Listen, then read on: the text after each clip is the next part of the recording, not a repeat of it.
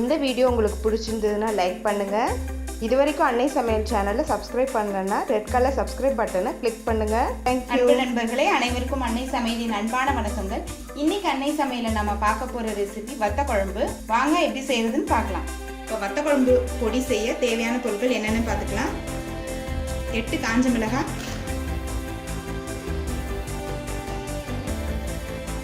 1/2 table spoon தனியா, 1/2 table spoon கடலைப்பருப்பு, 1 teaspoon சீரகம்,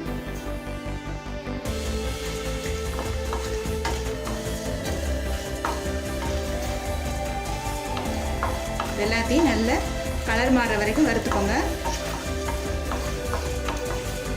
இப்போ பாருங்க, நல்ல கலர் மாறிடுச்சு. ஸ்டவ் ஆஃப் பண்ணிடுங்க. கொஞ்சமாக பெருங்காயத்தூள் மட்டும் சேர்த்துக்கோங்க.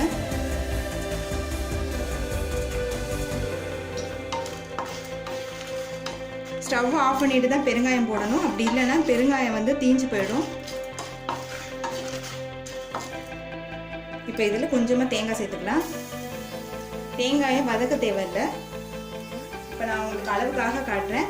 இப்போ இது எல்லாத்தையும் மிக்சியில் தேவையான அளவு தண்ணி சேர்த்து நைஸாக அரைச்சி தனியாக எடுத்து வச்சுக்கோங்க. கடாயில் தேவையான அளவு நல்லெண்ணெய் ஊற்றி வச்சுக்கோங்க. முதல்ல 1/2 டீஸ்பூன் கடுகு,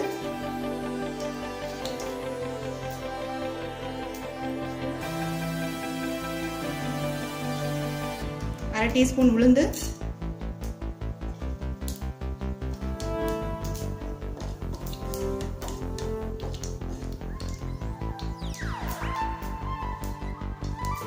1 கொஞ்சம் கருவேப்பிலை,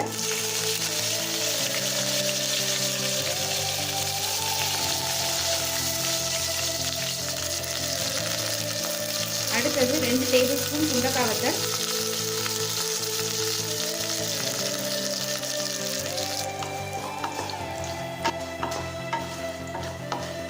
சுண்டைக்காய் லேசாக கலர் மாற வரைக்கும் வதக்கிக்கோங்க.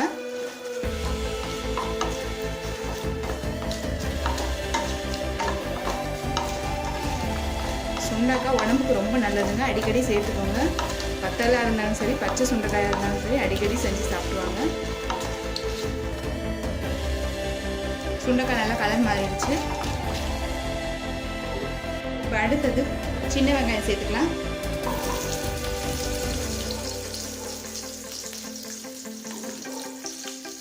ஒரு 10 சின்ன வெங்காயம் எடுத்துருக்கேன். பெரிய வெங்காயம் கூட யூஸ் பண்ணிக்கலாங்க.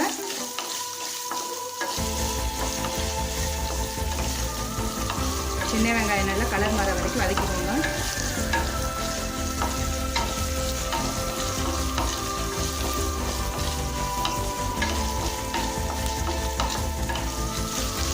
இப்போ சின்ன வெங்காயம் நல்லா வதங்கிடுச்சுங்க. எலுமிச்சை அளவு புளியை கரைச்சி இதில் சேர்த்துக்கலாம். 1/2 கப் தண்ணி சேர்த்துக்கோங்க.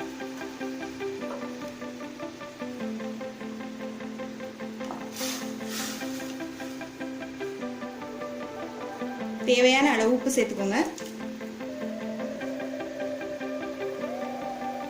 இப்போ அடுத்தது 1 டீஸ்பூன் குழம்பு மிளகாத்தூள் சேர்த்துக்கலாம்.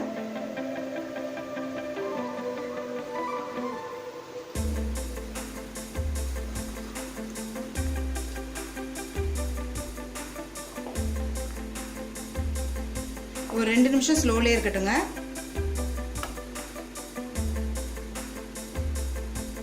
அடுத்தது அரைச்சி வச்சிருக்க விழுதை சேர்த்துக்கலாம்.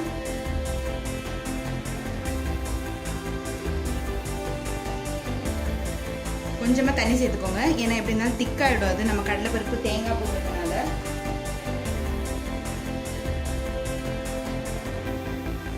இப்போ 5 நிமிஷம் ஆயிடுச்சு. எண்ணெய் பாருங்க பிரிஞ்சு வந்துடுச்சு. இப்போ வத்த குழம்பு ரெடி ஆயிடுச்சுங்க. பாருங்க, திக்காவும் இல்லை தண்ணியாகவும் இல்லை. நம்ம சர்வ் பண்ணிடலாம். இப்போ சுவையான ஆரோக்கியமான சுண்டைக்காய் வத்த குழம்பு ரெடி ஆயிடுச்சுங்க. ரெசிபியை ட்ரை பண்ணி பாருங்கள். கண்டிப்பாக உங்களுக்கே பிடிக்கும். ரெசிபி பிடிச்சிருந்ததுன்னா வீடியோவை லைக் பண்ணுங்கள், கமெண்ட் பண்ணுங்கள், ஷேர் பண்ணுங்கள். இதுவரைக்கும் அன்னை சமையல் சேனலை சப்ஸ்கிரைப் பண்ணுன்னா சப்ஸ்கிரைப் பண்ணுங்கள். தேங்க்யூ.